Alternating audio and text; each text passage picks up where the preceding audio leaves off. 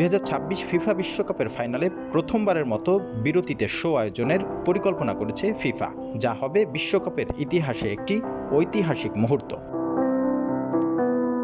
FIFA president Gianni Infantino জানিয়েছেন, এটি বিশ্বকাপের দীর্ঘদিনের ঐতিহ্য ভাঙবে এবং ক্রীড়াঙ্গনের সবচেয়ে বড় আসরটির জন্য বিশেষ একটি মুহূর্ত হয়ে উঠবে।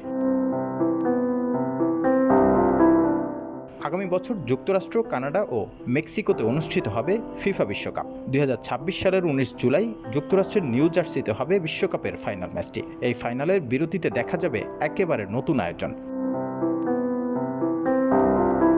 ফিফা প্রেসিডেন্ট ইনফান্তিনো নিজের ইনস্টাগ্রাম অ্যাকাউন্টে লিখেন, নিউ জার্সিতে ফিফা বিশ্বকাপের ফাইনালের বিরতিতে প্রথমবারের মতো অনুষ্ঠান হবে।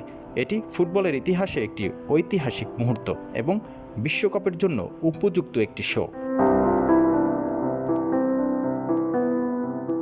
এটি মার্কিন যুক্তরাষ্ট্রের ন্যাশনাল ফুটবল লিগ NFL এর সুপার বোলের মাঝ বিরতির মতো, যেখানে অনেক বড় শো আয়োজন করা হয়। তবে ফিফা প্রেসিডেন্ট স্পষ্ট করেছেন যে এই শো এর জন্য বিরতির সময় বাড়ানো হবে কিনা সে বিষয়ে এখনই কিছু বলা হয়নি। ফিফা প্রেসিডেন্ট জানান, ইনস্টাগ্রামে কয়েকজন শিল্পী তাদের পারফরমেন্সের পরিকল্পনা নিয়ে কাজ করছেন। ফিফা বিশ্বকাপের এই নতুন উদ্যোগটি ফুটবল ভক্তদের জন্য হতে পারে নতুন এক চমক।